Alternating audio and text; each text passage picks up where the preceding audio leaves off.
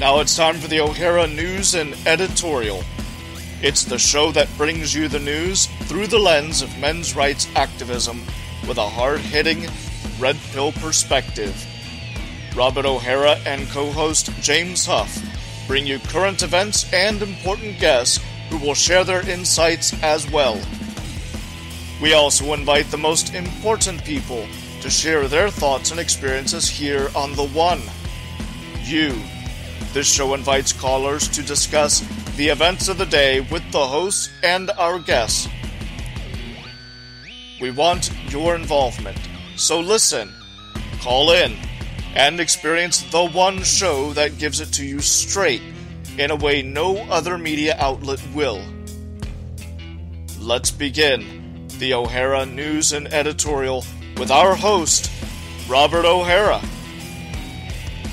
Tonight, upcoming events in Maine and Detroit.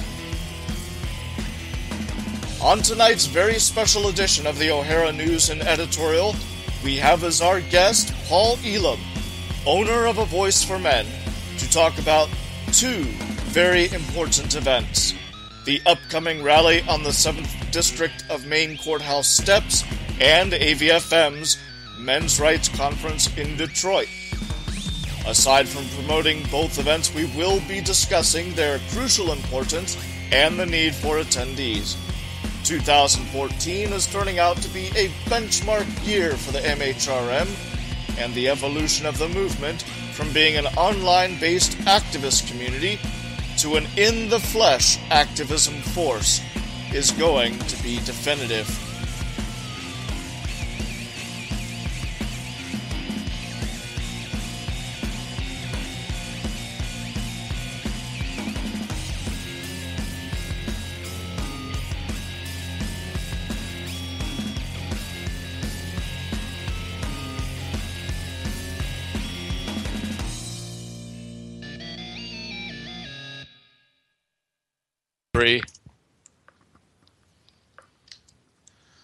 And welcome everybody to this week's edition of the O'Hara News and Editorial.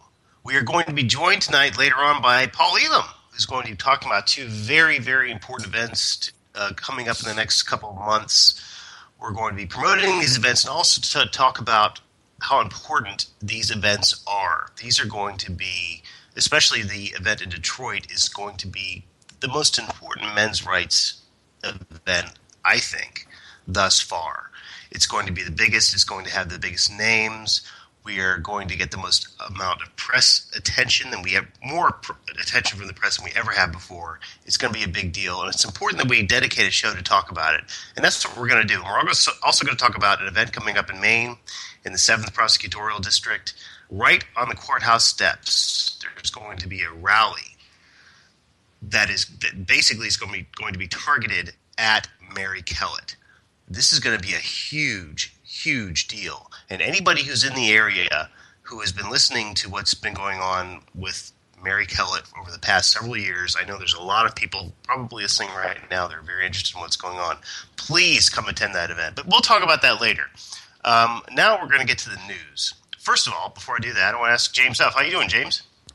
I feel great, man. I'm going to be up there in Detroit when it all goes down. So, yeah, I'm a happy guy. Good. Well, I'll definitely be there, too. I'm going to try to make it to Maine. We'll see about that, though. But anyway, the first story tonight. Campus sexual assault hearings planned by Senator McCaskill. This is coming from Bloomberg.com. The first several paragraphs of the article read, Senator Claire McCaskill, who is surveying 350 colleges on their sexual assault policies, said she's planning to hold hearings later this year when she'll call victims, administrators, and college presidents to testify. Colleges, their police forces, as well as municipal law enforcement should be called upon to explain why so few campus sexual assault and rape cases are prosecuted. McCaskill, a Democrat from Missouri and former prosecutor, said in a telephone interview. Students across the U.S. have filed complaints alleging that their universities have violated Title IX, which prohibits gender discrimination in education, by failing to prevent and respond to sexual assaults. Many administrators may be incorrectly telling female students that they're unlikely to obtain rape convictions in cases where there's a dispute over whether sex was consensual, McCaskill said. Quote, I prosecuted a lot of cases where consent was the defense, and there are a lot of ways you can build these cases, McCaskill said. It's rare that you can't find corroborating evidence if you try. This article goes on to mention the Florida State University case where where that football player was accused of sexual assault. There was more than ample evidence to suggest that the girl was lying. There were eyewitnesses there saying that it was definitely, the sex was very consensual. And the college decided to drop the investigation, and rightfully so, because there just was no way that could go on and ruin this kid's life when there was people saying, yes, it was consensual. And it goes on to say that there's going to be surveys sent out to colleges and surveying students to see just how prevalent rapes are. Again, I'm very leery about that, because who's going to be in charge of administering these surveys? Mary Koss? That's what I want to know. We know how these people work these surveys. But what I really am disturbed about is what McCaskill said here. I'm going to quote this again. Quote, I prosecuted a lot of cases where consent was the defense, and there are a lot of ways you can build these cases, McCaskill said. It's rare that you can't find corroborating evidence if you try. Now, here's the deal. What she's basically saying is that people who are accused of rape really shouldn't be able to even suggest that the sex was consensual, for the only reason that they are able to collect evidence that it was consensual. This is what I'm going to say this again. She is saying that the reason that people who are men who are accused of sexual assault should not be able to even present the defense that the sex was consensual for the only reason that they can actually produce evidence that it was. This shows you just how insane this woman is, and just how insane the people are in the Department of Education and the people who have this iron-fisted control over the entire public discourse. She's a senator, isn't she? She is a senator, yes. And she was the one who is the person that's behind the whole prosecuting people in the military accused of sexual assault out of the hands of people in the military and putting it in the hands of civilians, which is going to be a disaster. I mean, that's just going to be a total disaster. Of course. Well, I hope whoever's in her district votes her the hell out. Well, she's another one of these people in high elected government, in a higher elected government position that really has just no business being there. Has no concept of constitutional rights, has no concept of due process. No, she does. Sorry, let me strike that. She does have she understands what it's all about, but she's trying to eliminate it. And this is why we can't have people like her in office. I mean, just when I read this quote from her, jeez. I mean, come on. Insane at this point. Take it away, James, with your story.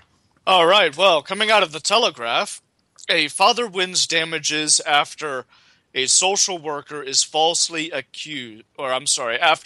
a social worker falsely accused him of abusing his daughter. He was awarded $86,000 in damages after a social worker accused him of abusing his daughter. Jonathan Coupland was arrested and questioned for 10 hours after Susie Smith reported seeing him sexually assaulting Jessica, then aged 6. Now, the social worker made the claims after becoming annoyed when Mr. Coupland criticized her handling of his custody battle with his former partner. The 53-year-old was handcuffed and led away to a cell in front of his neighbors.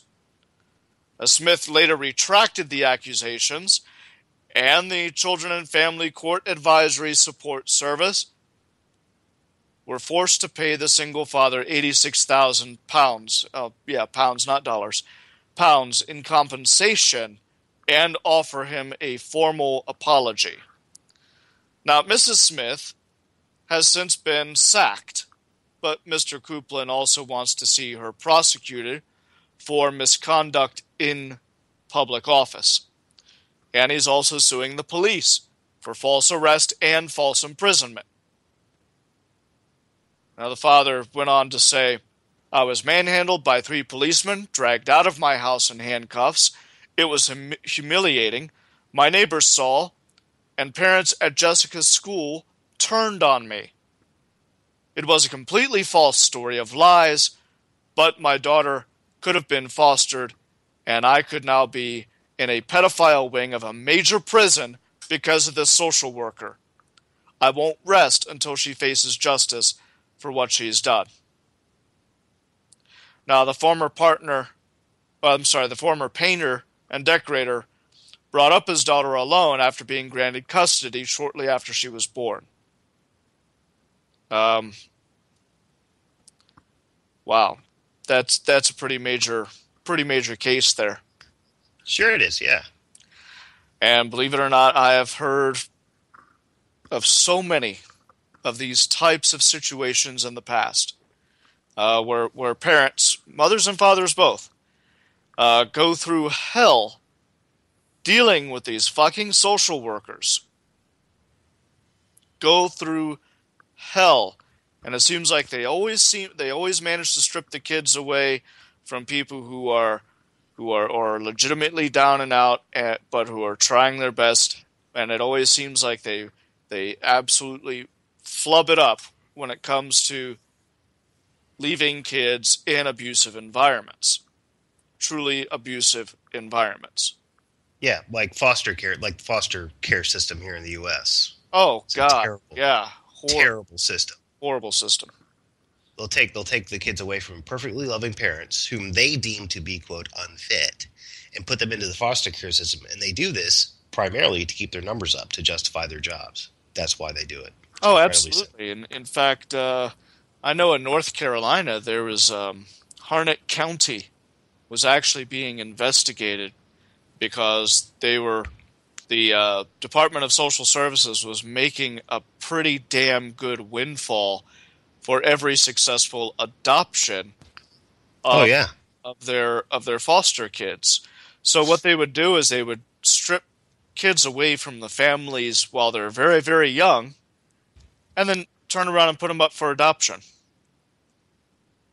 and make a crap ton. Yeah.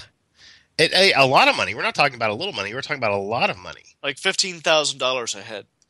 Yeah, that's a lot of money, and that's money that goes right into the. And sometimes it's sometimes these are literally under the table transactions where it's literally a cash exchange. We know what happened with this judge up in Pennsylvania a couple of years ago who was finally convicted for taking millions of dollars for putting young boys into the penal system, putting them into juvenile hall basically, and the jailers were giving him money. Well, it's the same way with these adoption agencies. Don't think this doesn't happen. It happens all the time. And it's amazing how often this happens, and we rarely hear about it when it does. The reason this happens is because they target poor people who have no voice, that they have no influence in their local government. They have no influence with their government officials. They have no influence with the media.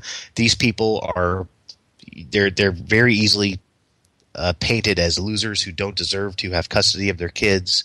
It's very easy to do this to people, and the government does it all the time. It really does. For money. Unreal. Yeah. What else have you got? Okay. Hey, this is a very important development. Today, the Supreme Court upheld the law, Michigan's ban on affirmative action. Fox News reported earlier today, after the court made its decision, the Supreme Court upheld Michigan's ban on using race as a factor in college admissions. The justices said in a 6-2 ruling that Michigan voters had the right to change their state constitution in 2006 to prohibit public colleges and universities from taking account of race in admissions decisions. The justices said that a lower federal court was wrong to set aside the change as discriminatory. Justice Anthony Kennedy said voters chose to eliminate racial preferences presumably because such a system could give rise to race-based resentment. Kennedy said nothing in the Constitution or the court's prior cases gives the judges the authority to undermine the election results. Quote, "This case is not about how the debate about racial preferences should be resolved. It is about who may resolve it." Very important ruling by the Supreme Court. Basically what they're saying is that if the voters, through the legislature, through the state legislature or the executive branch or whatever, however it happens through the legislative process, if the voters decide that they do not want to have affirmative action rules in place in their state colleges and universities, there's nothing that the courts can do to stop them from having that kind of ban. And the reason why people wanted this ban was because they say that the reasons behind it were that it violates the 14th Amendment, equal treatment under the law, and that it should be merit-based as to whether or not you get into school or any number of things. Now, the feminists have been very, very quiet about this so far. We haven't heard anything from them today, but we do know that the Feminist Majority Foundation wrote about this on November 16th in 2012 when the original court decision in Michigan struck down this ban on affirmative action in the universities. We know that the feminists are going to be very, very mad about this because it is also it's affirmative action, as we all know, involves sex as well as gender. Now, here's the thing about this. We know, everyone listening to this program knows that men are not advantaged in our education system. We're at an extreme disadvantage. So affirmative action has nothing to do with the truth about who's at an advantage or a disadvantage. It has everything to do. People who want this affirmative action racket to continue, these people are all about their idea of who's oppressed and who's not oppressed. It's about whom they say is oppressed and who's not oppressed, not who actually is oppressed and who is not oppressed. It's just like censorship. They're not trying to protect anybody. They just want their own worldviews enforced by the government so they can have political power. And that's what this is all about. So I'm going to be very interested to see what these people have to say in the next couple of days. I know we're going to start seeing articles maybe in the Huffington Post or somewhere by columnists such as Amanda Marcotte or somebody, some meathead is going to start writing about this. So I'm going to be watching very carefully what happens because I would like to write a piece about this. But I wanted to thank Night Runner for bringing this story to my attention. It's a very, very important development. So what do you think about this, James? Characterization by merit, motherfuckers. That's right. Oh, yeah. It's the last thing these people want. They don't want merit or true ability to have anything to do with it. They want it's not even about social justice with these people. At the end of the day, it's not about that. They say it is, but it's not. It's about control. It truly is. Oh, I'm a happy guy. I am. Are you? Yeah, absolutely. I think it's about time, the state actually got rid of that shit. Good deal. Oh, I've got another story here. This is coming out of BBC News, Southwest Wales. Men sue university claiming women were paid more. 18 men claim they were being paid less than their female colleagues are suing the University of Wales Trinity St. David for compensation. They were caretakers, maintenance staff, and they allege that they're being discriminated against. 8 other men have had their cases stayed pending the outcome of the current tribunal. and the workers are seeking more than £700,000 in wages they say they should have been paid over a 6-year period. And an employment tribunal will determine whether the men were discriminated against. They were all originally employed by Swansea Metropolitan University, which merged with the University of Wales Trinity St. David in August of last year. Now, their claim focuses on changes to contracts, which saw standard 37-hour working weeks introduced. Now, previously, they had been on a 45-hour week. The hearing was told that the university officials agreed to continue offering the men an extra 8 hours of overtime a week. But when the new contracts were brought in, the workmen said they found they were on a lower hourly rate of pay than women workers on the same grade. Now, representing the University of Wales Trinity St. David, Peter Wallington, told the tribunal that this was a, quote, complex case, and he will argue the university has a defense under the Equality Act. Okay, real quick here. These guys are getting paid less for the same grade, okay? And yet, this asshat is arguing that the university has a defense under the Equality Act. I guess some animals are more equal than others. What do you think, Robert? I think that's pretty much what they're trying to say. Some animals are more equal than others. Basically, there's no other way to interpret what the mindset is. You nailed it right on the head. Holy hell. Yeah, sure.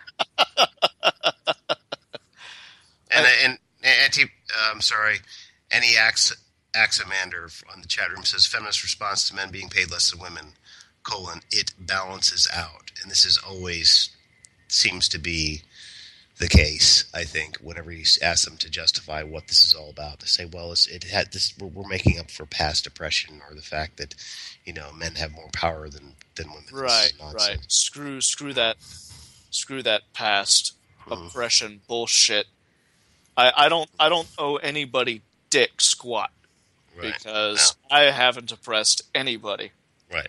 Well, I mean, saying, well, they would have you think that simply because you have a penis that you that you owe them something. I don't,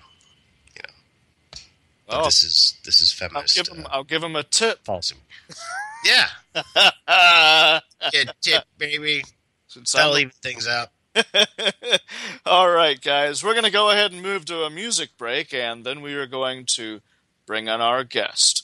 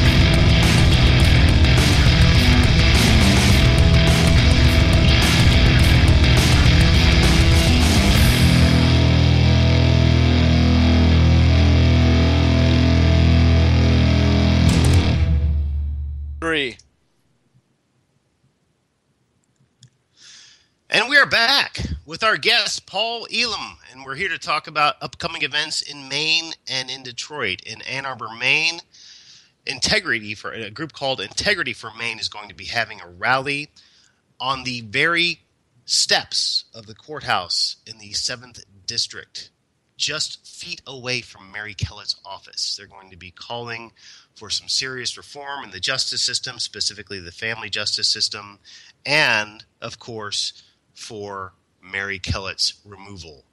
And there's going to be a huge rally to try to get people to vote Carletta Bassano out of office. That's Mary Kellett's boss. Basically, the whole thing is about trying to have a major turnover in the prosecutorial office of that district. And we are going to be talking about, of course, the huge event coming up in Detroit in June, which everyone listening should come and attend. But we know many people can't. But this is going to be the biggest men's rights event to date, I think, as far as to my knowledge. So it's very important. But anyway, Paul Elam is here. Paul, how are you doing tonight? I'm great, Bob. How are you doing? I'm doing well. Good to have you on the show. If I can offer a minor correction, it is not Ann Arbor, Maine. It's Ellsworth. I'm sorry, Ellsworth, Maine. Sorry. Are you going back to your U of M days? Yeah, I am. I'm sorry. Sorry, I was talking with Vladik about this a couple weeks ago, and he said Ann Arbor's great this time of year, and I'm like, oh, I'm sure it is, but I guess he lived around there. Well, but anyway, there's Bar Harbor that's close. Bar Harbor, yeah. Right, okay, yeah. That may have been the confusion, but minor confusion. Sure. Okay. Well, we know where it's going to be at. We have it up. I'm going to put this article I wrote about it into the chat room.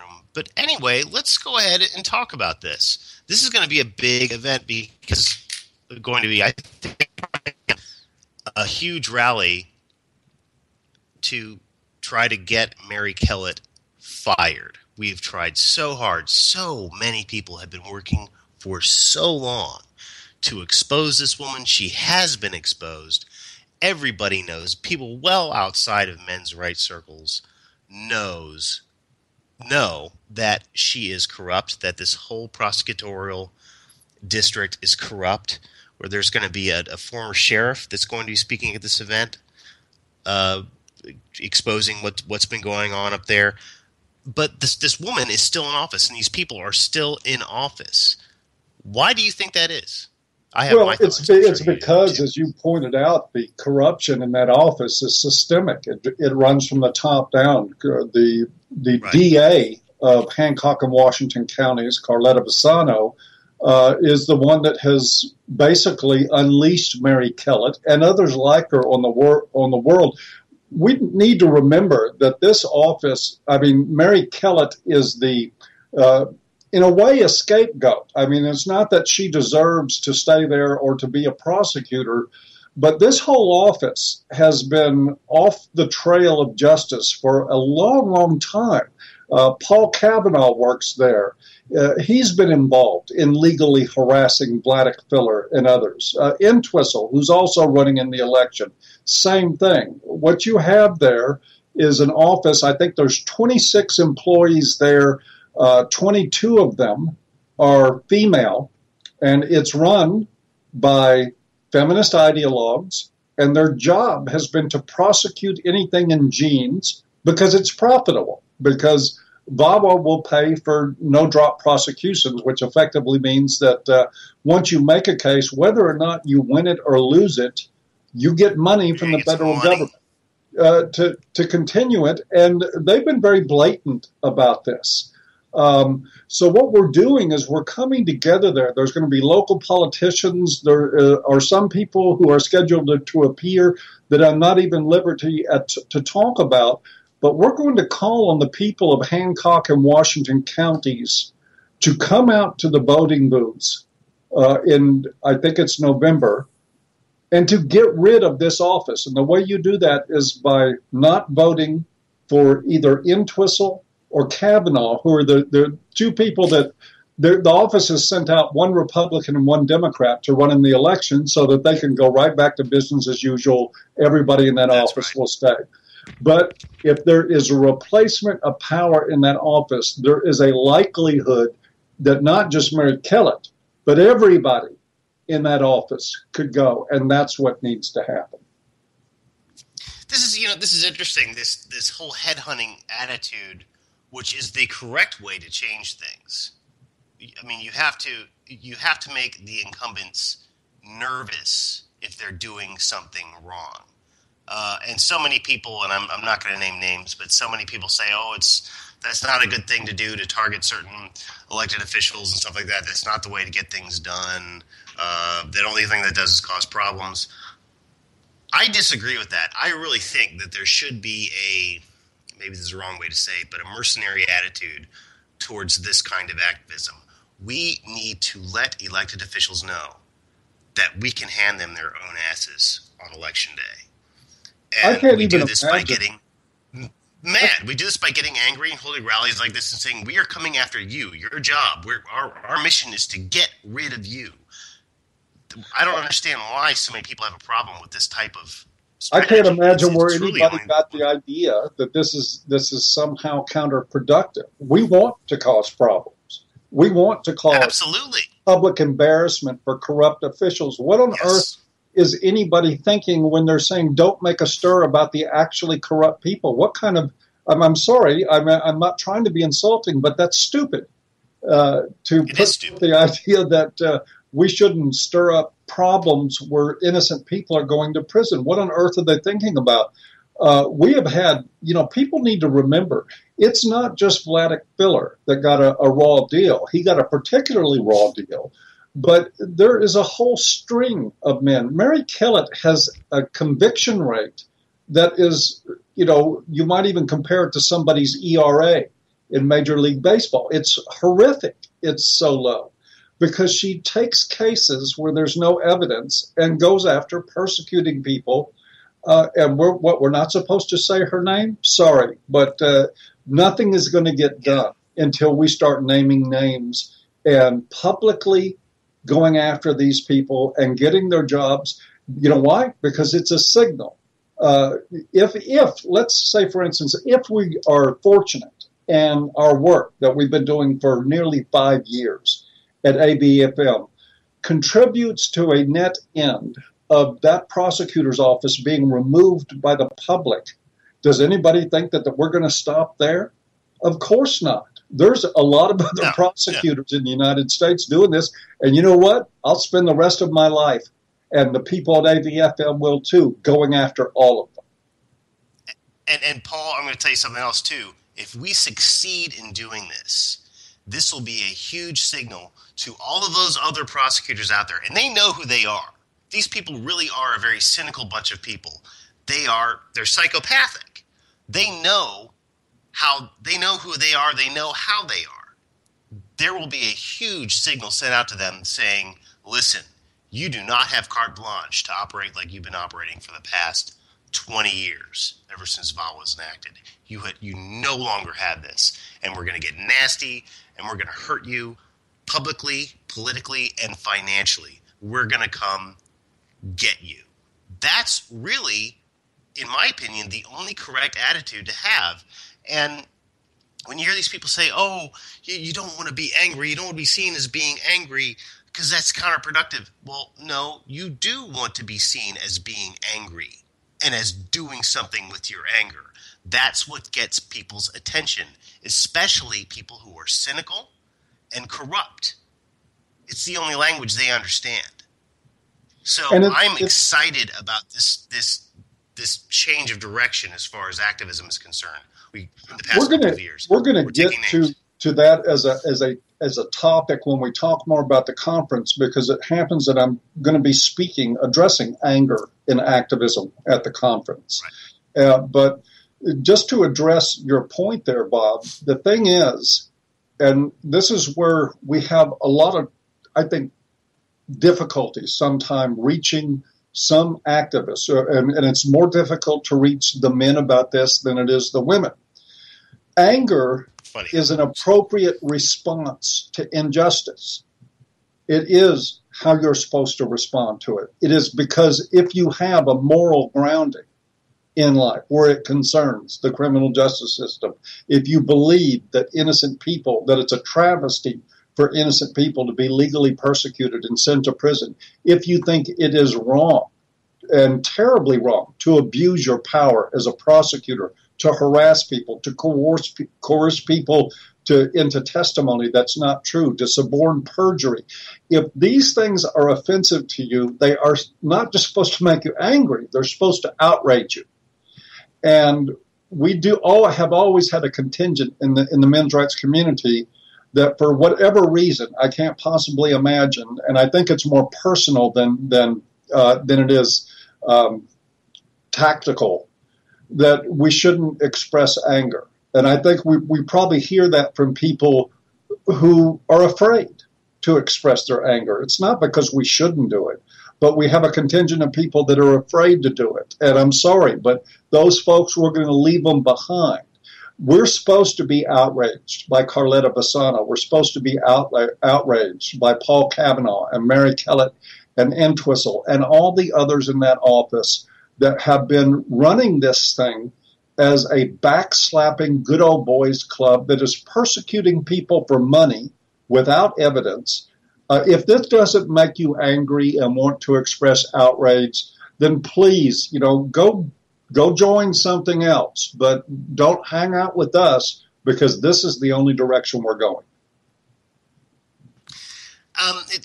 It's interesting when you talk about, and I kind of let's change the focus from anger to what's actually going on with this office and what's going on with our prosecutorial culture in this country when it comes to prosecutions regarding allegations of spousal abuse or sexual assault. The more I've learned about this whole issue, and I've learned an awful lot in the past 3.5 years, more than most people know. The thing I keep getting down to, this word that comes to mind every time I look at the characters that are involved in this sexual grievance industry, and it is an industry, the word that comes up over and over again in my mind is cynicism. These people, in many cases, they do believe in their own shit. They really do believe in their own lies. But when it comes right down to it, this is a money grab, a federal government money grab, which is what the Violence Against Women Act is. It's a $1 billion a year payout to people, prosecutors and schools and sexual assault offices in schools. It's a payout to them to, quote, raise in the case of schools. It's a payout to them to, quote, raise more awareness about gender violence, and raise more awareness is code for raising more money. And when you're talking about the prosecutorial angle, you're talking about, okay, VAWA was giving us money to do this, so we can just keep our numbers up, and by doing this, we can convince the voters or whoever's dumb enough to listen to us to give us more money so we can keep this prosecution scheme up.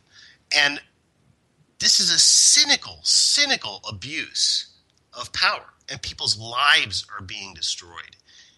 And it's amazing that even though so many people have come to grips with this, they understand what the game is, but still nothing's been done about it until now. And we've talked about anger. We've talked about the fear of being angry. Do you think there's something else at play when it comes to this? Do you think that there's a kind of a throw your hands in the air attitude saying there's really nothing we can do about this? Or do you think there's a nihilistic attitude that's to play? Yeah, I think there's certainly part of that cynicism spills over into the general population. But when we're talking about people that are supposed activists who are saying don't be angry, I wonder what it is they think we're supposed to do other than be angry. Now, certainly we don't want to take anger to the point that it spills into anything illegal or immoral.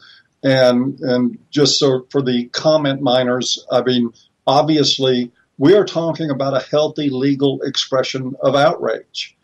But I do think that the cynicism in this group is the problem, just like you said it was. It's very, very similar to physicians that used to testify and offer research on behalf of tobacco companies.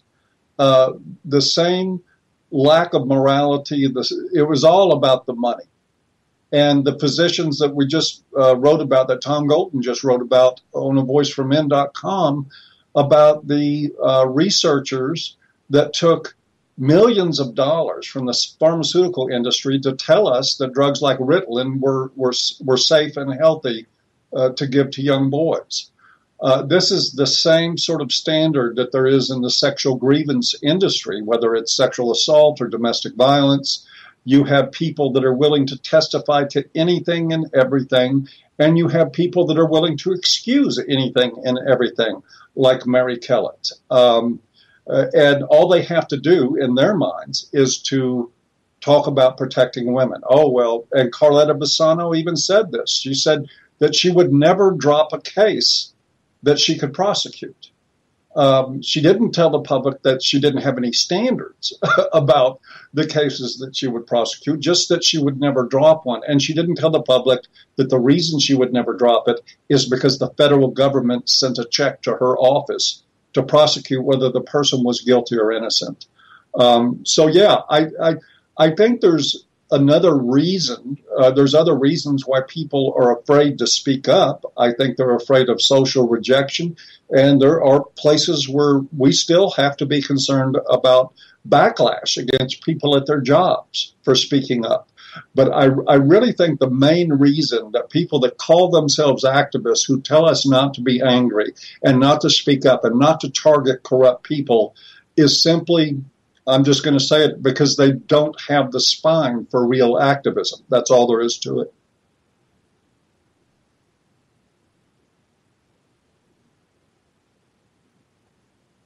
Oh boy, did we lose Robert there?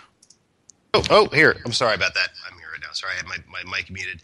So, Paul, you're going to be there in Maine at the end of next month. This rally is going on the last. What is the dates? The 31st. 31st of the 31st of May is when the event is being held. So you're going to be there, right?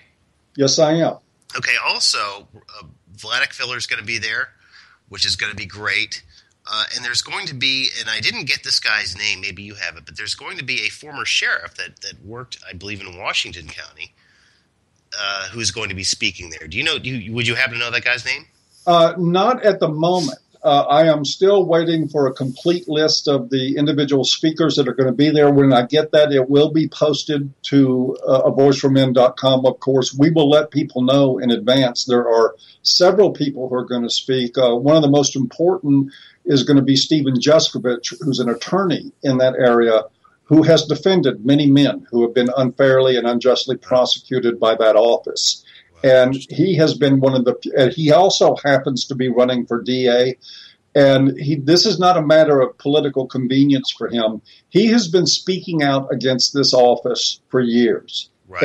And when SAVE went there to bring a petition to the governor's office, Juskovich was there standing up and talking about the undermining of due process and what was actually going on in that office. He will be speaking there. I know that there will be other local officials, and as soon as we have their identities, their backgrounds, and everything in, we will be announcing it on avfm.com and letting people know who's going to be there. To let you also know, there will be other people. Al Martin from A Voice for Men is coming.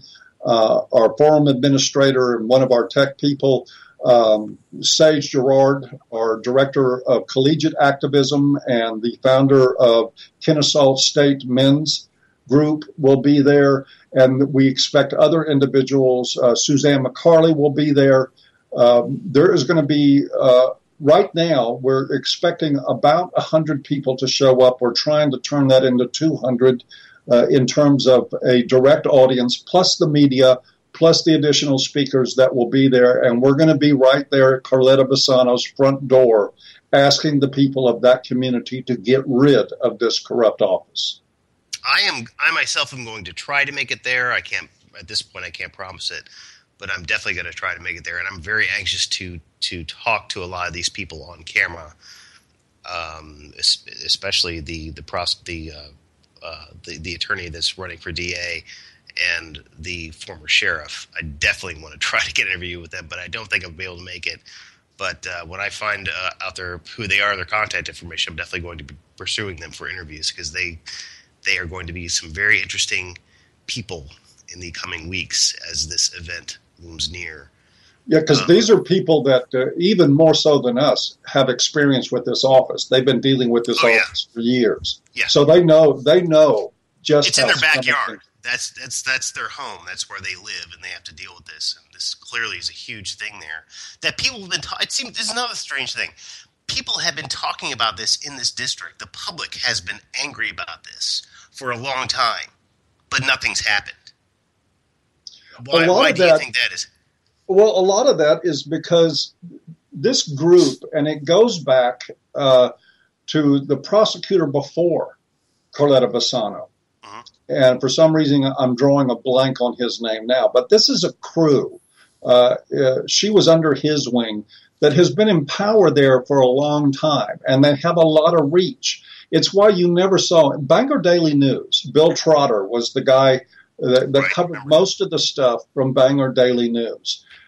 Trotter never sank his teeth into that story. He never did. And the Bangor Daily News removed comments from stories about this that brought out a lot more information. And I'm not talking about comments that violated their terms of service.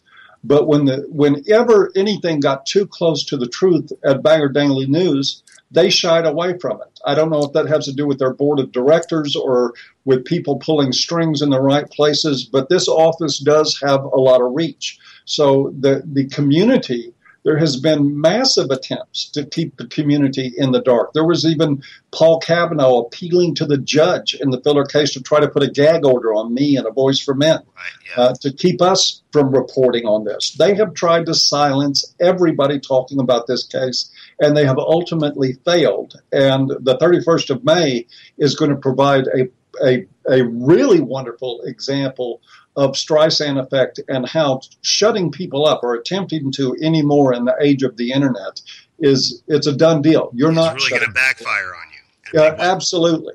I mean, the powers to be have learned nothing from WikiLeaks or anything else in terms of what happens when you try to silence people. You only make them speak more. But yeah, there has been a lot of effort to keep the community there in the dark. And I just watched a video a couple of weeks ago where Paul Cavanaugh was on video and stood up, and somebody asked him about the systemic corruption in that office, and he said he didn't believe it existed. So he's already advertised that he's going to let people know that office is going to continue doing what they're doing, sucking in money from VAWA for no-drop prosecutions and going after innocent people like Vladek Filler. And they're going to, the other part of this, and it's the part that I think deserves just as much outrage as anything else.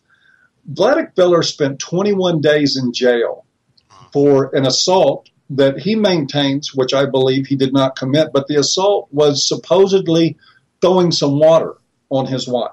3 weeks in jail for allegedly throwing some water on his wife, that he happened to spend in jail when? Right as Mary Kellett was going before the bar to be tried for her stuff. These guys are out in the open with manipulating the system, jailing people who file complaints on them. Who file complaints and want to speak out about their misuse of the system, about their abuse. And I want to encourage anybody. I'm going to put this on YouTube, and we're going to put it on the site. And the people listening on Live 365, if you have experience with Mary Kellett's office, with Carletta Bassano's office, come to Ellsworth, Maine on May 31st. Come join part of the solution to this, and let's get rid of these scumbags once and for all.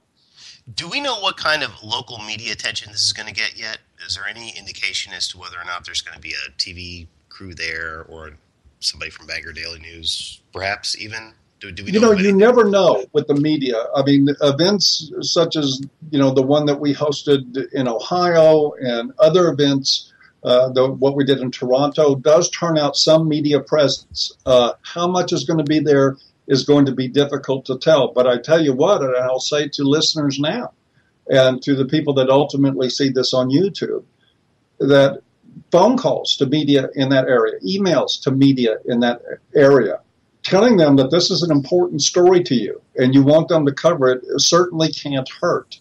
We do believe there will be media there. They will certainly be notified about it. But again, as with everything else, public speaking out helps. So by all means, get a hold of these people and let them know that there is a big story happening in Ellsworth, Maine about prosecutorial corruption that is systemic. And all the people there, local politicians, law enforcement officials, and individuals are traveling from different parts of the United States to stand up and speak out against it. Well, it also seems that attendance is important, too. Just having a crowd will attract news crews. If you just tell reporters, hey, there's going to be 200 people here, someone's going to show up with the camera because they don't want to be the last people to cover a story. Absolutely. This one thing that reporters hate, that's being the odd man out. I think one of the main problems that a lot of events that have been held like this have had is that with the low attendance thing, reporters just aren't interested because people like seeing big crowds on TV getting angry, which is what we need to do, which is what we've been talking about. So, well, I think we're going to have that in May. Good. So Sage Gerard's going up there? Is he driving up, or is he driving up, or flying up, or? I probably he may not want me to discuss his I'll get in touch with him. I might have to hitch a ride with him if he's going to drive. Okay. Because I don't have a car. But I will get with you on that. Okay, yeah, all right. We'll figure something out. Anyway, James, let's give people a call-in number. All right, folks, you can call in. The call-in number is 214-666-6148. The phone lines are open. 666, wouldn't you know? Yeah, James, the mark of the beast. Nice. So yeah, please, people call in. We have Paul Elam here. He hasn't been on the show in a while. Oh, he's a hard man to get in touch with. Here's your chance to call him up and ask him some questions about what's going on. James, should we do a music break, and then when we come back, we'll talk about Detroit? No, we sure can. Alrighty. All right, here we go.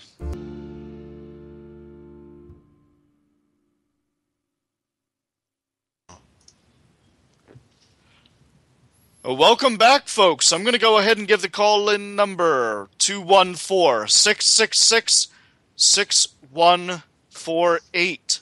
Call in to speak with Paul Elam about the upcoming events in both Maine and Detroit. Take it away, Robert. Welcome back, everybody, and welcome back, Paul. Let's talk about Detroit. Let's talk about Detroit. Yeah, let's talk about Detroit. This is going to be huge. We've been organizing this for a long time now. We've been talking about it for even longer. This is going to mark the very first time that a men's rights organization, as such, identifying itself as such, will be holding a large conference. This isn't going to be small. This is going to be a big deal. Is it going to be thousands of people showing up? No. But it's going to be big enough to attract some media attention, and it's going to be really the first time that people, as men's rights activists, are going to stand up publicly and say, this is who we are, this is what we stand for, come join us for a discussion. And this is a real landmark event. This is a real historic event. There's never been anything like it that's ever happened before. And there has been conferences on men's issues before, mainly from a more academic perspective, and we're going to have that too. But I think one of the things that makes it stands out more than anything else is, one, as you said, this is the first time that there's ever been a quote-unquote red pill conference where it is not men's issues, it's men's rights, it's activism. It is known activists, partly from the internet community, who have been gaining audience for years now, standing up and saying no more, and criticizing feminism, criticizing misandry in the way that we do it at avoiceformen.com. But even more important than that, We have a Canadian provincial senator that is going to stand with us. We have members of academia, doctorates, experts on misandry like Paul Nathanson and Miles Groff will be standing with us. We have people from the media. Barbara Kay is one of the most popular journalists in Canada. She will be standing with us to deliver this message. We have people from all walks of life, different racial backgrounds, different political views, all united under the idea that there is a problem. And this is something I saw in a communication from Paul Nathanson earlier. And I think he really hit the nail on the head, is that we're not arguing anymore about whether or not misandry is real. We're not arguing about whether or not it's a problem. Right.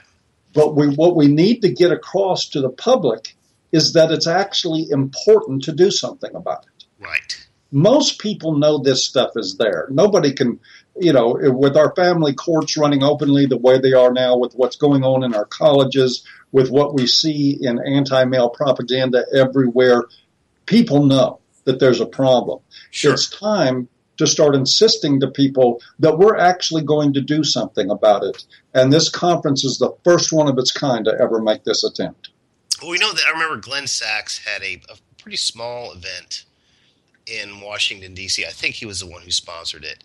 He's been kind of inactive for a while now. But that was more of a father's rights angle and more of kind of what's happening to boys in school and whatnot. The difference, as you said, between that and this is, first of all, the size and the scope. The scope of issues that we're going to be talking about is going to be huge. We're going to have Carnell Smith, who is the champion of victims of paternity fraud for years now. I can't wait to meet that guy. Of course, we're going to have. He's going to be opening, by the way. That's going to be great. Wow, that's great. We're going to have Warren Farrell, of course. We're going to have lots of other speakers. Give us a list of speakers that are going to be there. We'll go ahead and let you plug them.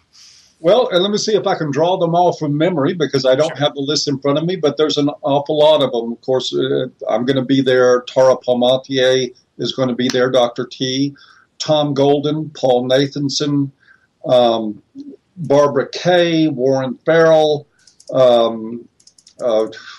Help me out here. I'm only halfway through.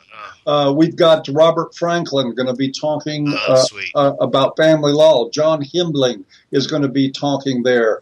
Karen Strawn is going to be talking there. Aaron Pitsey, the institution of the work on trying to clean up the domestic violence industry. Aaron Pitsey, the woman who started the Battered Women's Shelter movement in 1971 in Cheswick, England, is going to be there speaking.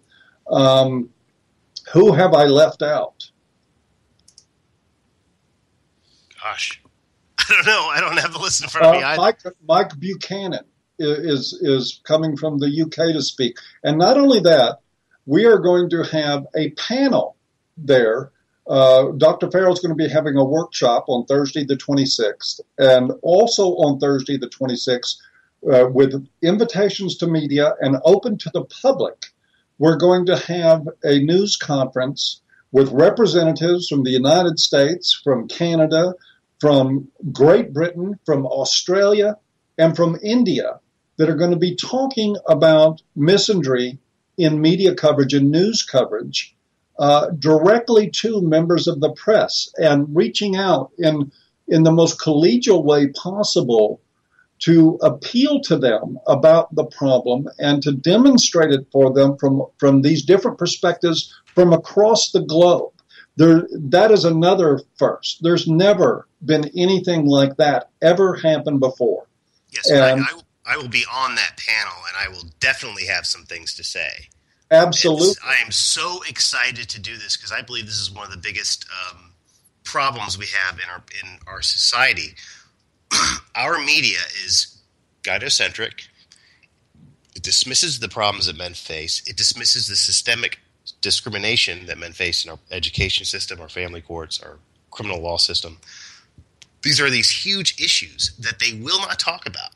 It's not just that they are ignorant of these issues or that they're just too lazy. They actively avoid talking about these things, and they need to be challenged publicly for their inability, because they are not doing their job. They're simply not doing their job. And this is not only that, they're doing somebody else's job. But the other part, the other half of that coin with the mainstream media, particularly in news, is that not only do they ignore things like men's suicide and discrimination in family courts for the most part. I mean, there's token coverage here and there. Sure, they'll give lip service and they'll say something. But nothing substantive. But they also make sure that news today follows a feminist narrative. Absolutely. That's exactly what's happening. They are following the dictates of gender feminists who instruct what will be discussed and what will not be discussed. On the news. And it's having an effect on our whole culture because our news media is following ideological guidelines instead of reporting news. We're not going to treat the Detroit media like they're the source of the problem. As I said, we're going to reach to them in a very collegial way and inform them of the problems. So they can be part of the solution, basically, is how we're going to do it. We're hopefully. Say, and if they're not, they're not. But we're going to give them the opportunity to understand that there is a growing momentum toward the idea that ideological news coverage is really bad and that there's a whole world of news stories out there that are simply not being covered. Readers are running away from print media, from other traditional forms of media, as fast and hard as they can go. Right. And if anything stirs up readership and controversy, it is doing a fair job on covering men's issues. This could be a gold mine for people that are in financial trouble right now. And we need to let them know that. Sure. We've got callers, folks. I'm going to go ahead and transfer Iron John over. Oh, Iron John. Excellent. John, how you doing tonight? Give me just one moment here. Oh, I'm sorry. Take your time. All right, Iron John, welcome to the show. Hi, Jim. John, you there? Hey, John, how you doing? Yes. I had a question for Paul. Yes, sir. Oh, thank you. Paul, it sounds like you're putting together quite a show here. I'm wondering, have you given any thought to what you guys will do if there's a protester, like when Dr. Warden Fair was speaking in Canada a few years back? Yes, and what the likelihood is that you're going to... Oh, okay. Yeah, we have given plenty of thought to it. I'm not going to give away a lot of details, but let me say this. There's going to be an excessive abundance of security at our event. Oh, good. There's also lots of now this too. Looks like it's. Oh, cameras are good. That brings me to my next question. For those of us who can't make it, is there going to be some kind of video or audio recording of the conference? We're definitely going to have audio of the conference, and we are working on the details of video, but here's the deal on that. I mean, one, it's a difficult, very expensive proposition to do it correctly. It eats up potential seats in the audience. This conference is designed with all respect. I know, believe me, that there's people that can't get away from work to go. I know that there's people that can't afford to go. We're well aware of that. But the thing is and this is the whole point of Dr. Farrell's workshop and the whole point of a panel discussion, which we haven't gotten to yet, that we're going to have on activism. This conference is about getting activists together in the same rooms with each other to establish connections and to develop a network of activists coming out of the conference. We haven't ruled out video for this, and if there's a way to do it feasibly, we're really going to try at least to record it and maybe release it later, but I can't guarantee yet that that's going to happen. But our main focus here is that the time is now. This is a tipping point. We need feet on the ground, and we need to start pulling the activists up out of our community that are willing to involve themselves and willing to do things and get them together and really further our process of organizing what's happening in activism. But I can guarantee you that there will be audio available of this conference. You'll be able to hear what everybody has to say. That's fantastic, because unfortunately I'm not going to be able to go myself, and this looks like such a great event. I really fear that we may not be able to get all these great people together again in the future. I mean, what do you think the likelihood of something like that happening regularly? I think it's very likely. We have a growing movement that is gaining momentum. Think about the implications. I mean, everybody out there listening to this who's at all familiar with A Voice for Men is aware of how we've been demonized by elements in the mainstream media, is aware of that we've had people like David Futrell out there for years telling people that we're violent and that we endorse violence. We've had people telling lies about us, and that stuff has been sufficiently debunked to the point that we have major media news journalists willing to appear with us. We have a state provincial senator from Canada. We have members of academia. And we have Warren Farrell, and we have a number of people that are saying, you know what, enough of this lying bullshit. We're going to stand with ABFM, and we're going to move on. And these are people that don't make decisions lightly. They're informed about the whole picture here. I know they've been informed. So, yeah, I think it's very likely we're going to have other conferences. I think we're going to have many more conferences, and we're going to have them in different places in the world. I want to do one in Australia. I want to do one in Los Angeles and New York. And I plan on doing them because this culture is finally ready to have people stand up and say enough is enough to the academic corruption, to the legal corruption, to the misandry, to the absolutely insane policies we're developing relative to women in this culture, to the problem of fatherlessness that is not even ever realistically addressed in this culture. We have men and women finally willing to stand up and put their name on things and say enough is enough. So you better believe I'm excited about the reality that we're going to have more conferences, and not just more conferences. There's going to be more confrontations with these ideologues. There's going to be more demands put on political leaders. There's going to be more demands put on people who produce and advertise products in the marketplace. We're going to make a difference in this, and it's going to happen. I'm excited about the idea of future conferences as well, and especially internationally. To paraphrase what you said before, we definitely got to have one in Australia, got to have one in the UK somewhere. We should have one in India as well, I think.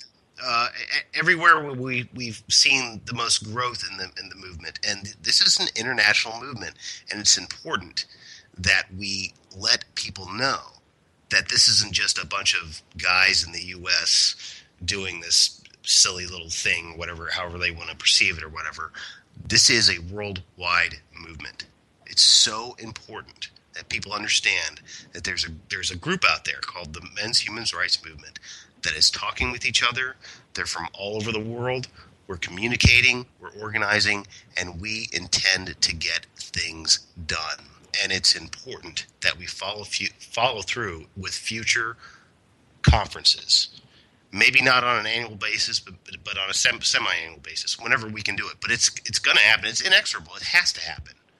Of course we're going to have more events like this. To be frank, Robert, I plan on doing one once a year minimum. Well, at least here in the U.S., if you can afford it. But there should also be conferences.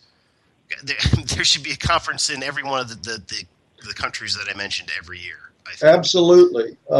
We should mix and match it. At different locations, but the reality is if we can't string together continual conferences, then we're not going to have a movement. So we don't have an option. It must be done. And we're going to do it. Yeah, and we have the support.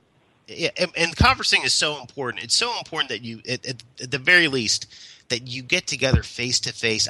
Paul, I haven't even met you face-to-face yet, nor That's have I right. met James face-to-face yet. I haven't met anybody face-to-face yet. It's so important that you do that. It's so important that you have an event where you can do that, and where you can network and meet other people face-to-face and communicate, and this is really important, be publicly seen with these people. These things seem simple and innocuous and maybe inconsequential, but they're not. It's absolutely huge. It's so important to meet, to have a conference. Just doing that sends a huge message that says, we're here, we're together on this, and we intend to move in this direction. I can tell you that in my trip to Toronto for the rally that we did, in meeting Attila Windsor, in meeting Karen Strong and Dean Esme and so many of the other people that I've been working with for so long in one way or another, right, but had never met, that was really a battery charger for me to get one-on-one time with these folks, to get to know them on a personal level, and it has strengthened our communications and our relationships since then. I expect this conference to do nothing less. We're looking for people to become involved. This is not just a club of the people that are more prominent in the movement. We want activists who are interested in getting involved and doing things to come there to get to know us all personally. We're going to be spending a lot of time in after-hours events, making it a bit of a party. Because, gosh, you need that in life. There's so much stress in this. You have to have some time to party with each other to really get to know people. And I think that we're going to have, I'm already assured that we're going to have a huge success at this in Detroit. I'm really looking forward to it. I'm afraid that I'm going to be overwhelmed because there's going to be so many people there that I want to talk to, even though I'm going to be there for days. And that includes people in the audience. Well, I mean, nothing would be so encouraging to me as seeing a bunch of no names there that I've never heard of. Exactly. I would love to see a bunch of people that I've never, ever seen before. People say, hey, I've been reading AVFM and listening to radio shows. I just thought I'd come because I only live 150 miles away. I just thought I'd make a day out of it. Just seeing that would be huge. That would make me so happy. I'm so glad that you brought up the point that we don't want it to be a good old boys party. It's not. It's for anybody who wants to come. To let you know something along those lines, I'm going to give you just an example of something that happened recently that it absolutely made my day.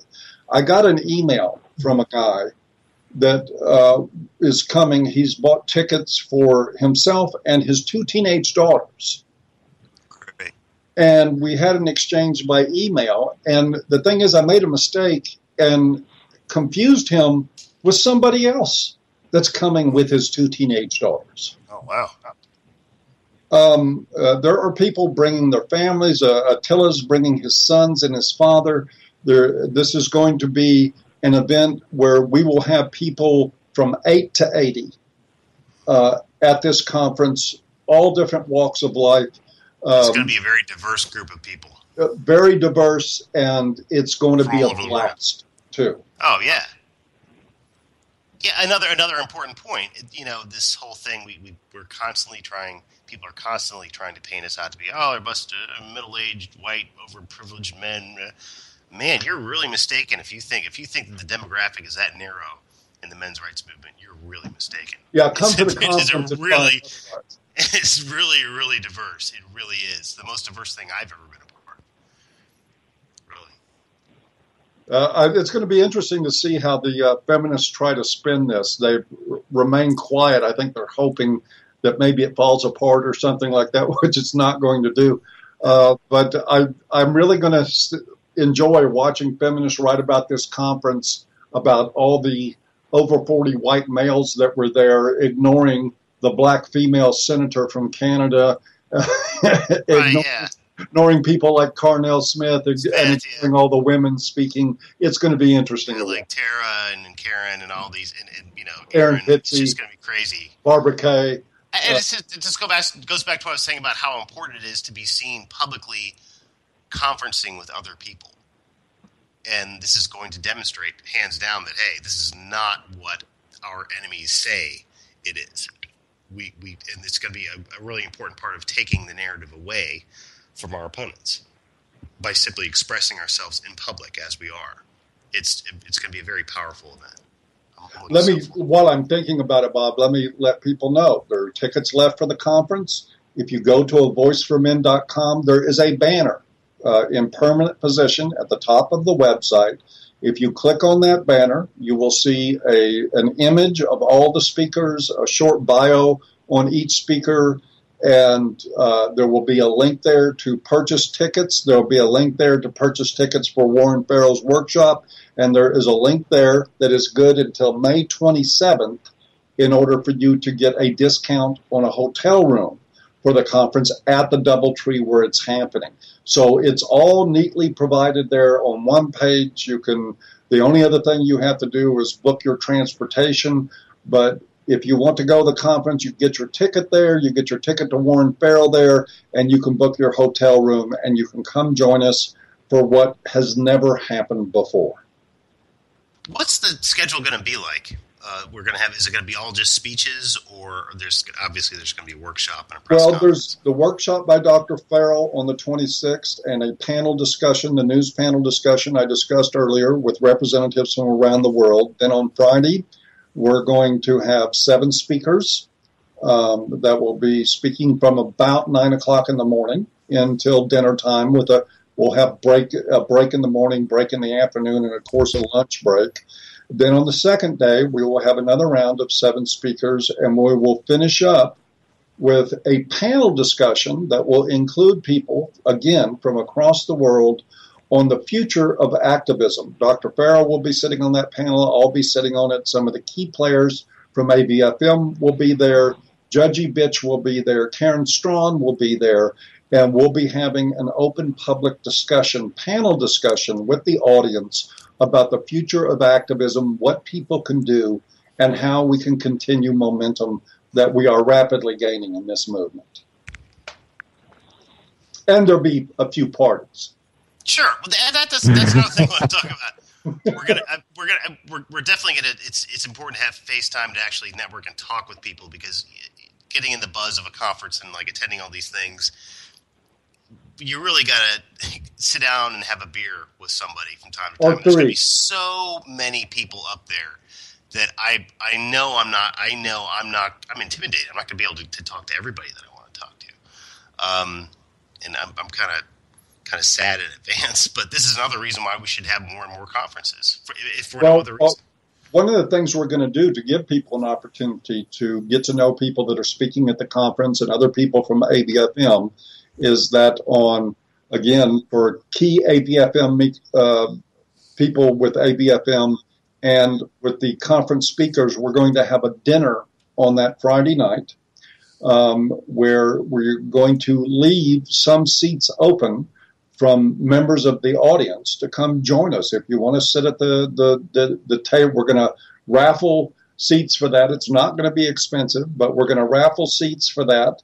And if you want to sit at the table with Dr. Farrell, or if you want to sit at the table with Aaron Pitsey or with Dean Esme or anybody else that's from ABFM or speaking at the conference, you'll be able to do that. And that will help us defray some of the incredible expense of putting this conference on. Because we did not do this as a moneymaker. And I can promise you we're not making money on this thing. I think also it's important, James just brought something up in our little communications when we were talking earlier about more conferences. He came up with an idea that I think is just staggering in its intelligence and especially its PR value. I was wondering if maybe we could get James to come on and talk about that a little bit. James, take it away. Oh, yeah.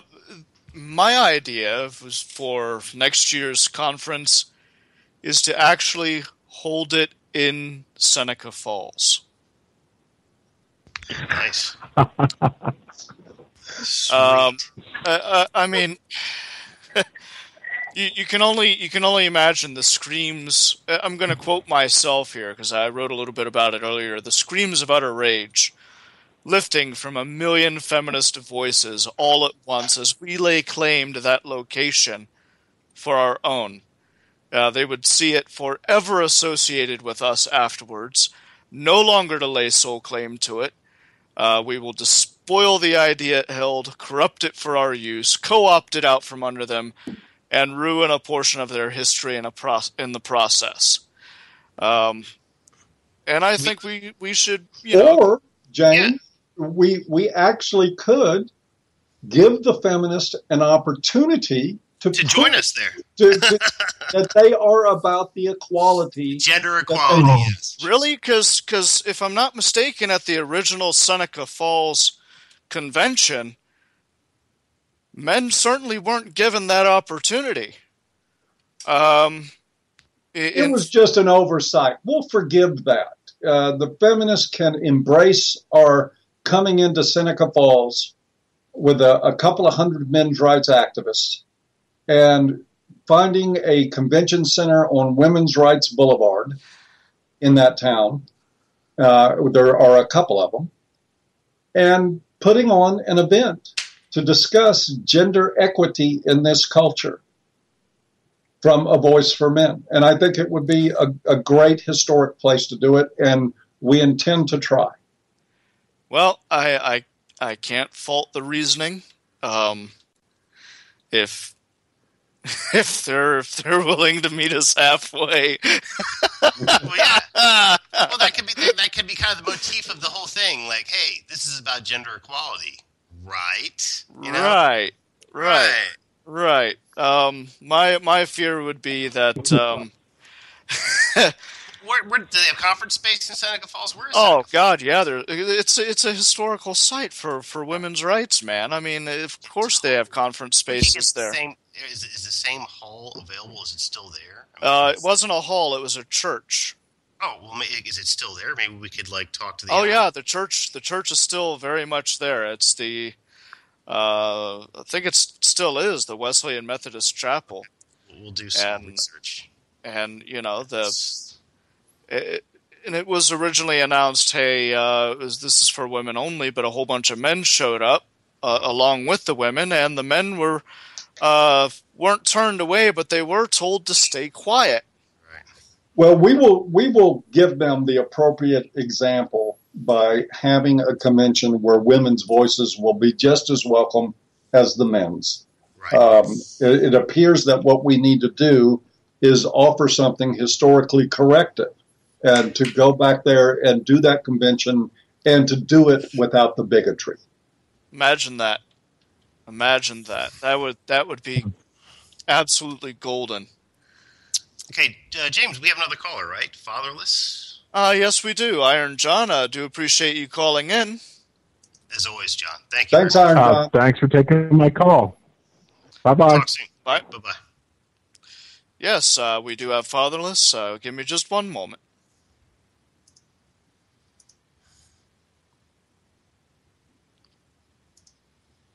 Hello, Fatherless. Welcome to the show. You there, Fatherless? I'm here. Hi. How you doing? We're hearing some echo. Can you I'm doing good. Headsets? I'm doing good. Do you have a headset or something that you're using? Because we're hearing an echo. Is this better? That's better, yeah. Whatever you've done just now is better. So how you doing? So you got a question for Paul or James or I? Yeah, I had a question for Paul, but I guess anybody could step in to answer it. Sure.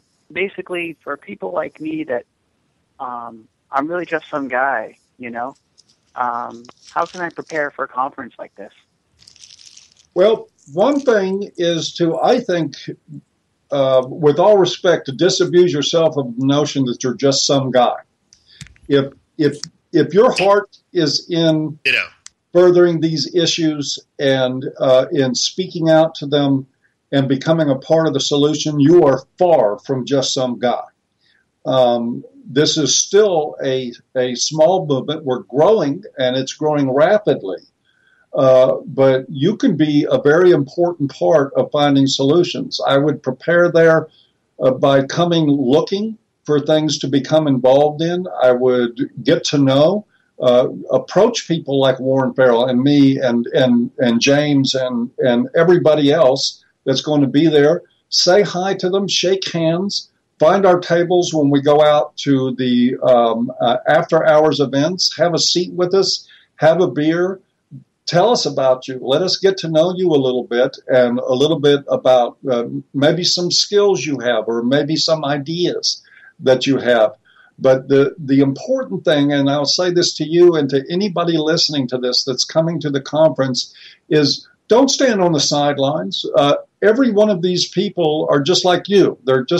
They're men's rights advocates, and they're interested in finding solutions, and you belong there just as much as anybody else does. So if you see an open chair at a table with a group of us, ride that thing like you stole it. Grab that chair, have a seat, introduce yourself, and become a part of what we're doing.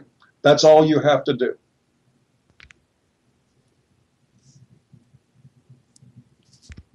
So are you going to come join us, Fatherless? Yeah. No, yeah. I'm coming to Detroit. Right. I guess. Outstanding. I mean, Paul pretty much is. That's basically the thing right there. It's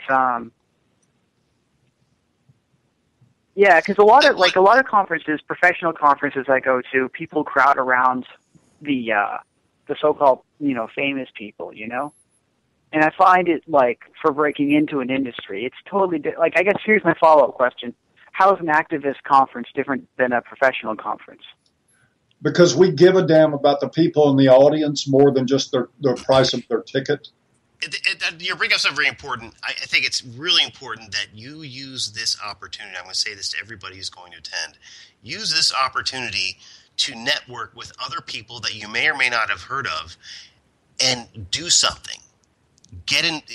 Use it as an opportunity to promote your own activism efforts locally, or just to share what you're doing, or to ask other people what they're doing to get ideas from them. This is how energy builds up in a movement.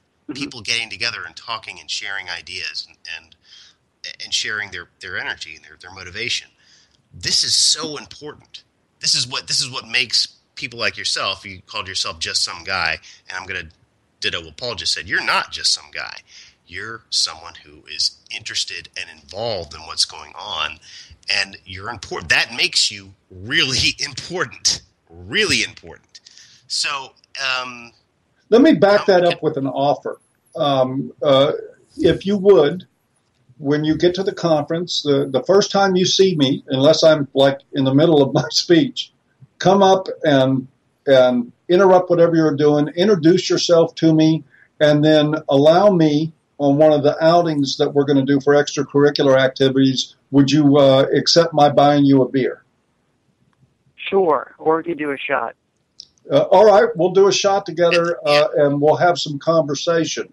And that goes for me, too, and I'm sure for James and anybody. Just go ahead and introduce yourself, because I remember you've been on the show a couple of times, so I'd be more than happy to have a beer with you as well. So if you can't get Paul's attention, you can certainly get mine. Get my attention. You absolutely can. This conference is about the attendees. That's part of why I was answering Iron John's question about video or making this. And again, there's a possibility that we might, because we do want to spread the information. But when it gets down to it, this conference is about the attendees. The whole point of it is, one, to get out to the media that men's rights activists are here, we're organizing, and we're not going anywhere. And two, it's to reach the people who care enough to come. Because if you care enough to show up at this thing, we will find some value for you in this movement. We'll help you. We'll get behind you, or you can come on team and get behind us. There's a million things that can happen, but we won't know them until we sit down and do that shot and talk about it. There's so much work to do. There's so much to be shared. There's so much knowledge to share, and there's so much motivation to spread around. And we've been hamstrung until now because we haven't had events like this. This is the kind of thing we need to do on a regular basis so we can do just what we're talking about right now. Talk with each other, hang out, just have fellowship with each other. Have a beer, eat together, or just shake hands and say hi. I like what you wrote about this or said about that, or hey, I really want to get involved in this. What can I do? And I'm embarrassed to say this. There's so many people that have approached me, and there's so many loose ends that I haven't been able to tie up, but it's important to keep things going. It's important to keep people coming down the chute. It really is. And that's what because Paul and I and James and just the people at AVFM, we can't carry the world on our shoulders. But people like you can come to this event and network with other people like yourself and do something great, maybe even greater than AVFM. This is why events like this are important, because this is how things happen. A force multiplier. Right. There you go. There you go. And absolutely, I mean, right. let's not forget there's going to be people at this event who I know I've never had an opportunity to speak with and gather information from before. And I think about exactly what I'm going to walk away with when I have an opportunity to sit down with these new people who have been in the same trench, just down the way, as I haven't been able to work my way down there, and to think about what I'm going to gather as I'm talking to them during this conference. It's absolutely amazing, absolutely amazing how I'm sure we're all going to walk away with not only a renewed sense of mission, but also with a lot of ideas that we had never thought of before on our own. That we never would have gotten any other way. Right. Through an exchange of ideas. There's also another part of this that is, one, I want to say that I understand the feeling of coming into this something new. I was like walking around in a daze in Toronto saying, wow, I just met Girl Writes What? And I went out and met Warren Farrell, and that was a starstruck experience for me. Got him to autograph my copy of Myth of Male Power. He put a nice note in it. I was walking around in a daze. But, the real value in this is that there is a lot of isolationism for men's activists. Oh, yeah. There is so few of us. I've had 2 MRAs in my home. That's it. Over all these years, I've had 2 MRAs in my home, and I met more of them when I went to Toronto. But the isolation is one of, and then we don't even speak about it much. It's one of our biggest obstacles. People need social affirmation. That's a human need. If you look at Maslow's hierarchy, everybody needs approval. Everybody needs acceptance on some level. And just the idea that a couple of hundred of us can get together in one place. The best experience I had in Toronto was that they reserved the upstairs of this old tavern, really great place, a great big room with lots of seats. And the whole place was filled with MRAs, with different people that I knew. Every table, every conversation, everybody you shook hands with. And that sense of connection, I want to tell you, that was the most invigorating thing that I've ever experienced as a men's advocate. Because just like you and everybody else, most of the time, I get this notion that I'm sitting out here on my own, connected to people through computers. And this is the antidote for that. It is amazing how long that feeling of being in that tavern with all those people who were of like mind and who supported each other, what that meant to me on a personal level is something I can't even put into words. Yeah, so we won't know everything that's going to happen, but it won't happen until we do it. That's right, and it's going to be fun. You can know that. Thanks, guys. Great. So, do you have any other questions? I'm looking forward to meeting you and buying you that shot. Me too. No, that's good. Thank you, guys. Sure. Thanks for calling in. Do you have any more questions for us?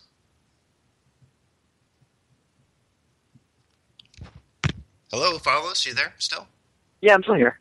Okay, yeah. Do you have any more questions for us? If not, James, do we have another caller? No. Take your next caller. Thank you. No. We've got no other callers. Oh, okay. So we are clear. Okay, great. Well, then let's keep on talking with Fatherless. Fatherless, you live here in the U.S.? Yeah. I live in Boston. So you have been on our show before, right? Yes, I have. I'm trying to remember what show it was and what you talked about. Can you remind I us? forget the show. We sparred about incentives regarding single mothers for a minute. Oh, okay, I see. Right. That was nothing. And then I call Honey Badger Radio pretty regularly, actually. Okay, cool. That's great. So what have you been involved in anything locally where you're at now, or do you know of anything that's going on there, or have you done anything besides call in? I mean, go ahead. Most of what I do is, no, I haven't done anything organized. Most of what I do is like just offhand comments to people, like when they say things that are just completely incorrect, you know? That's important. Like yesterday I was trying to talk my friend out of getting married. Yeah, that's important. Yeah, That's good. important. That's important but stuff. That is important activism. Oh, yeah. The strange thing is the easiest people to talk about this stuff with have turned out to be women, which is the crazy thing. Uh-huh. Like I've had that same experience as well.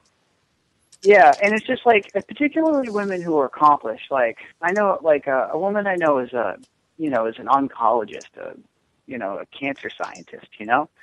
So she doesn't require any explanation about the female biology being the bottleneck for reproduction. So for her, the male disposability question is just so obvious. And and she's also like a black belt in judo. So for her, the idea of women being these helpless creatures, just nothing could be further from the truth, Yeah, I mean, but to talk to guys. Well, guys are conditioned to think that way about women from a very early age. Women get it very early on. Men are really conditioned to not get it. That's my theory. What do you think about that? Absolutely, Robert. They are wired to remain unconscious of their own motives with women. Mm-hmm. Mm-hmm. Well, that's what it was like.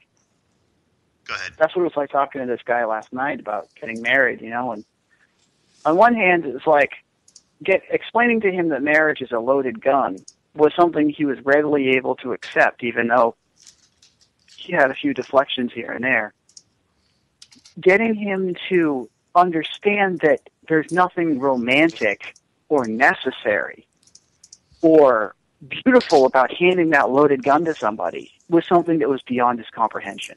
It was like your duty to get married. Yeah, it's like the stupid, I've said this before, it's a stupid validation of manhood, this concept of manhood. There's something about marriage. If you don't get married, you're not mature, you're not a real man, you're selfish, all this long list of things that have nothing to do with your real value of being a human being, which is having your own agency. And the thing is, his parents had gone through a bitter, bitter divorce where his mother just, bled the father dry. Right. And I got the impression that he grew up with his mother. And it's like this weird thing that happens. It's like survivor skill. Like, I'm going to do this and I'm going to make marriage work. And it's almost like, how many generations of this can it last? Where men just try harder and harder to repair the broken families that they didn't have. That's an extension of the validation of manhood. I'm going to make it work. My dad didn't make it work, but I'm going to make it work. And that was probably hammered into his head by his mom, who said, this is what your dad did. And of course, his dad might have been a perfectly great guy, but mom, through her resentment for whatever reason, said, don't be like your dad. Your dad screwed this up. Don't be like your dad. So now he has to prove, not just to himself, but to mom, that he's not that guy. He's a better guy. He's a better man. And it's such a stupid thing. And I see this cycle over and over again, even in healthy families like my own. Both of my brothers are married. One happily married. One I couldn't even imagine what it would be like married to that woman. But both of them are like, Bob, why aren't you married? It's just kind of immature. It's just stupid. It's like, marriage is supposed to be what defines you. And it's this stupid narrative that gets handed to men. It's been handed to me through my entire life. It's stupid too, because this guy is steeped. I could tell this guy is steeped in a feminist climate, because he went to a school here in the Northeast, the big one, Right. And it's like he's got this naturally protective drive towards women, right? There's nothing wrong with that in of itself. Right. But it's like, you hear women talking about breaking free of gender roles, and you can't put it together that they're holding you even more entrenched in this gender role of protecting women. Listen, and it's like... Fatherless, we have other callers coming in now. I'm sorry to cut you off, but we do have to get other people. But look, I'm so looking forward to meeting you at the conference. Yeah, I'm definitely. I'm so looking forward to seeing you at the conference in June. And I'm looking forward to that shot of 1800. Okay. You like tequila? I'm not a tequila guy, so if you talk to me, please, I'll stick with the beer. All right, folks.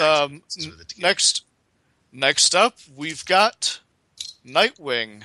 All right. Yeah, we'll be pulling him up here. Hello, Nightwing. Welcome to the show. Good evening, James. Good evening, Robert. And good evening, Paul. Good evening, sir. Paul, before I got to ask a question. How did you guys come up with Detroit? Well, it was a long process. Of course, we did a couple of surveys in different places about where people would be most likely to attend.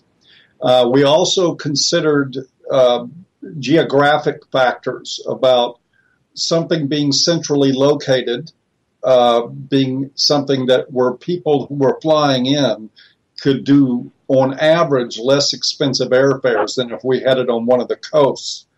And then we considered Detroit's proximity to Toronto, which is very close, or close enough for a lot of Canadians to make it, and especially since we have a lot of Canadian speakers that will be there.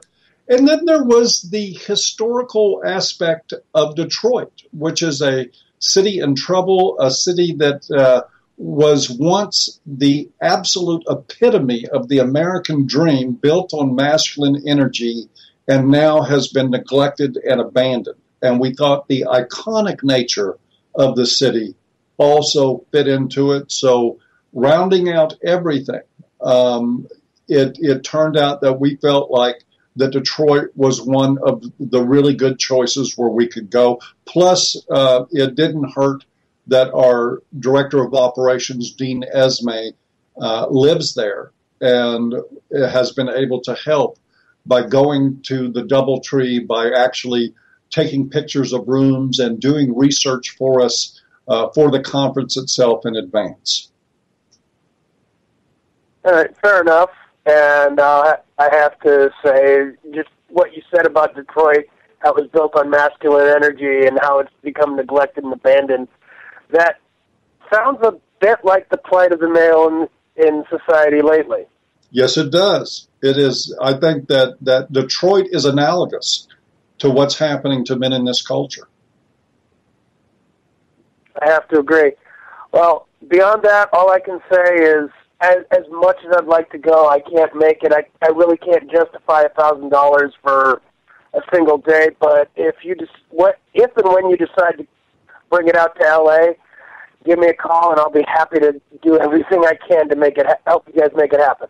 This brings up an interesting point. Maybe we can do like regional conferences. I'm just thinking maybe years in the future. It would be great if we had, in the U.S. at least, regional conferences where every year we have a tri-state conference for men's rights. I think that would be another great offshoot of this. If we could inspire people to have smaller, less expensive gatherings where we can maybe bring one or two, maybe three more prominent MRAs with a smaller venue over a shorter period of time would certainly be something in the cards. It's always a juggling act. You have to decide, okay, because you can't deny the benefit of having Warren Farrell and Barbara Kay and Paul Nathanson in this long list of people standing, especially for this first conference. But it's my ambition that we are going to hit the road, whether it's with larger conferences or whether it's with a series of small ones. We're going to hit the road and bring this message to public venues literally across the world. I'd say we should do both. I think both should happen. I think there should be conferences everywhere all the time. We just need a few more people to step up and help us plan and organize and fundraise for this stuff, because it's I mean, just some of the basic fundamental costs. If you can imagine just the transportation costs between plane tickets and ground transportation for 14 speakers coming from different parts of the United States and Canada and the UK, it's expensive. Agreed. Okay, we're doing it. Do you have any more questions for us? No, I'm good, Robert. You guys have a great night. All right, thanks a lot. Thanks for calling in. Hope we get to see you at the next one, Nightwing. Okay, next up. All right, we've got go ahead, James, take it away. We've got Usagi, bringing him on. A lot of familiar names. Hello, Usagi. Yeah, still here. All right, welcome to the show. All right, thanks.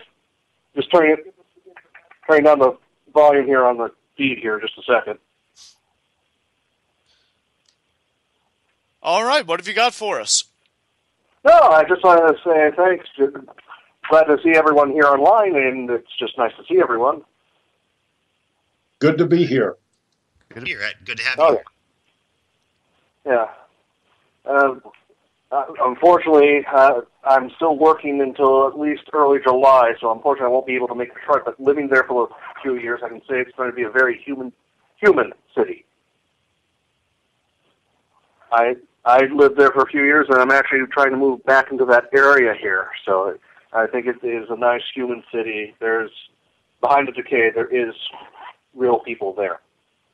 And there are people, I understand. I watched a documentary a couple of weeks ago. There are really people in Detroit right now working hard, just like they are in New Orleans, to bring that city back.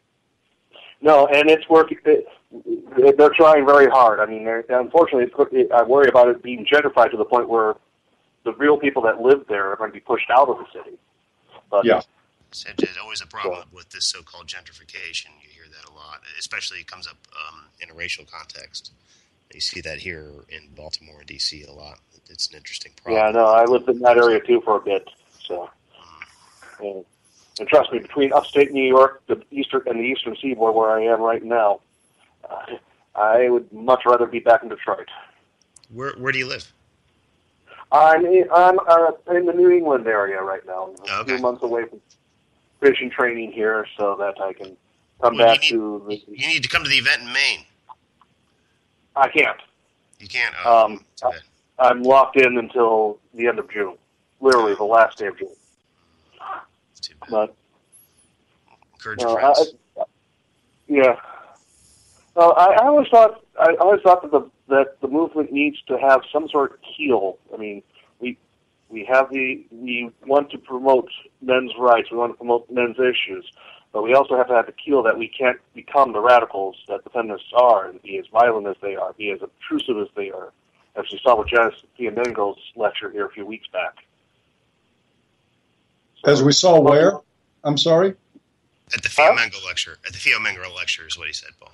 Oh, yeah, I think we're light years from having to worry about that.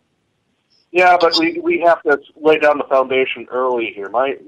For most of my writings, I'm trying to keep the nonviolence into the forefront here. But sure. Yeah. Well, that's one thing. Another thing, and if you let me kind of put my 2 cents in here, the nonviolence thing is crucial, but also just a recognition that the truth is on our side. This should be the key that we absolutely on. And we should always be examining ourselves to do this, and we should always be open to criticism from within and from without our ranks, and always be able to analyze ourselves, because people, everybody can get carried away. Movements can get carried away. Groups of people can get carried away. And I think there's so many like weird, whacked out people in the feminist movement, and like Paul said, we are light years away from having to worry about that. But you bring up a really good point. You really do. And I think, let me add to that. I really do think, honestly, that, I mean, and certainly, AVFM and the men's movement and any designated group of people always have to look out for groupthink, and they're going to suffer some of that no matter what, because it's just endemic to human beings that communities of people experience groupthink and that sort of thing we try to work on it. But in terms of establishing a keel or a foundation of strict nonviolence advocacy, that is at the forefront of what we do. It always has been. Yeah, and I've tried to promote that whenever I write on the forums or I've written things on the comments here when I see it coming. But we got a message for anybody. If you want to advocate any form of violence, you need to find somewhere other than AVFM to do it, because it won't be tolerated for a nanosecond.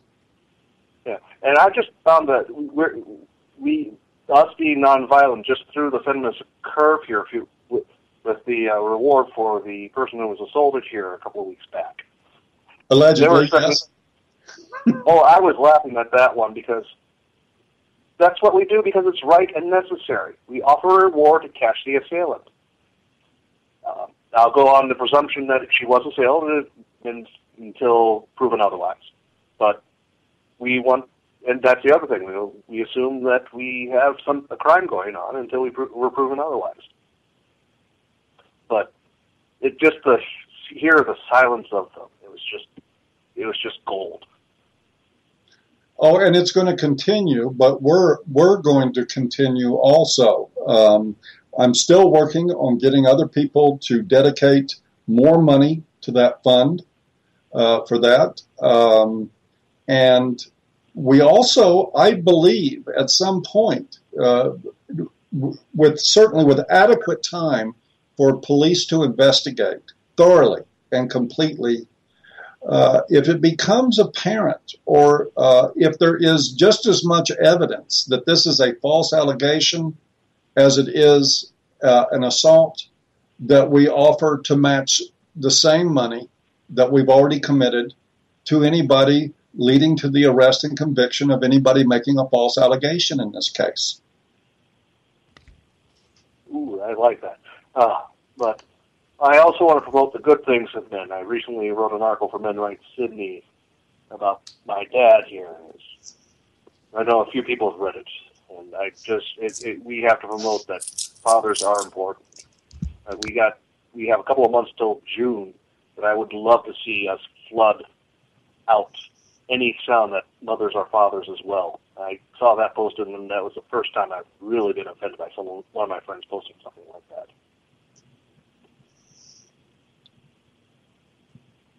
All right, listen. Yeah, we're still here. Do you have any more questions? Because it's getting kind of late now, and we're going to wrap up the show. Do you have any questions? No. But I just want to thank you guys for giving us some foundation here, and then we can hopefully carry on in the right way from here. Oh well, we have every intention of doing that, and maybe you'll be able to make a conference in the future. That would really be nice. Yeah. All right. I appreciate the time here, and a couple of bringing out some comments here that we should make sure that we're constantly addressing. Great. Well, definitely feel free to call in any time. And I'm sorry that you can't come to the event in Maine or in Detroit, but we'll be looking forward to seeing you in the future. No worries. Definitely. No worries. But all right. Good luck with that. It's a great part of town.